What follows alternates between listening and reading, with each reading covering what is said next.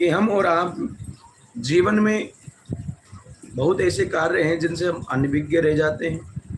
व्यक्ति को करना चाहिए, क्योंकि देखो भाई, जीवन मिला है, बड़ा अनमोल है। हाँ, क्योंकि संत महात्मा महापुरुष कह के गए हैं, मनुष्य जन्म अनमोल रे, मिट्टी में न रोल रे, अब जो मिला है फिर ना मिलेगा, कभी नहीं कभी नहीं कभी नहीं रे। मनुष्य जन्म बड़ा अनमोल है। व्यक्ति को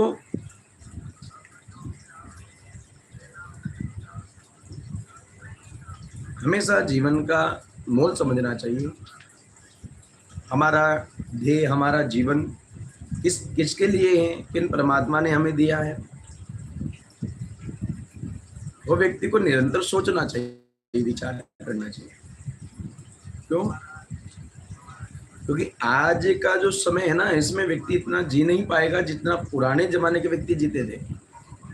क्योंकि कारण है ना भाई, भगवान ऐसा है कि आज के समय में हम जाप तो कर नहीं रहे, पुण्य कर नहीं रहे, धर्म कर नहीं रहे, सत्संग में हम बैठते हैं तो हमारा मन लग नहीं रहा है। इसलिए व्यक्ति को जीवन में बड़े आनंद के साथ जीना चाहिए। देखो भाई, मनुष्य जन्म बार बार मिलता नहीं है, और इस मनुष्य जन्म में हमारा जो जन्म हुआ है उसमें परमात्मा ने हमें कुछ जिम्मेदारियां देकर भेजी है। जिम्मेदारियां हमें ये दी है कि आपको वहां जाकर क्या करना है, नाना प्रकार की बातें हैं। क्योंकि संसार में व्यक्ति आया है, ये तो पक्की बात, आया है सो तो जाएगा। और राजा रंग फकीर, कोई सिंहासन चढ़ चला कोई बना जंजीर। ये निश्चित है, जो व्यक्ति आया है उसे जाना है, पक्की बात है। परंतु महाराज, सत्संग से जुड़े व्यक्ति को रहना चाहिए। हमारा ध्येय भी है, हमारा कर्तव्य है। और व्यक्ति जब तक सत्संग रूपी ज्ञान से नहीं जुड़ेगा, कैसे जीवन में आनंद होगा? भगवान आपसे पूछते हैं। हाँ, भगवान ने हमें इतनी सुंदर सी आयु दी है, सुंदर सा तन दिया है, मन दिया है। भगवान कहते हैं कि भाई 3 प्रकार से हमारी सेवा की जा सकती है। भगवान स्वयं कहते हैं,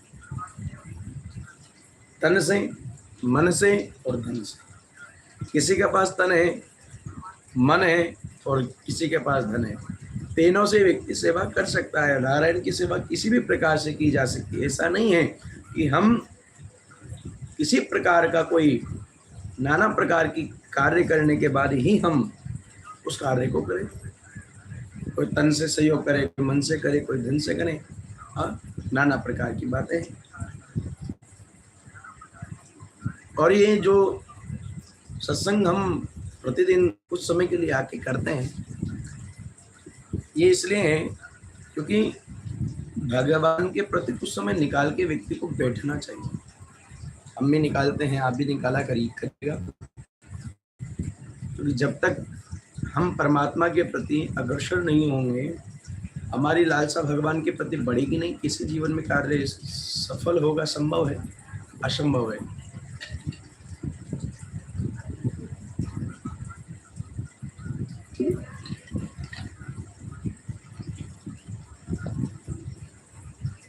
देखो, शास्त्रों में यूं कहा है, चरितम रघुनाथस्य शतकोटि प्रविस्तरम, एक एक अक्षरम पुंसाम महापातक नाशनम। चरितम रघुनाथस्य, समझने का प्रयास कीजिएगा। चरितम रघुनाथस्य शतकोटि प्रविस्तरम, एक एक अक्षरम पुंसाम महापातक नाशनम। हमेशा भगवान का जो नाम है ना, राधे राधे, चरितम रघुनाथस्य शतकोटि प्रविस्तरम, एक एक अक्षरम पुंसाम महापातक नाशनम। अर्थात एक एक नाम भगवान हमारे जीवन में जो हमने पाप किया है, चरितम रघुनाथ से, जो भगवान के चरित्रों को सुनता है, चरितम रघुनाथस्य शतकोटि प्रविस्तरम, एक एक अक्षरम पुंसाम, एक एक भगवान के नाम का अक्षर हमारे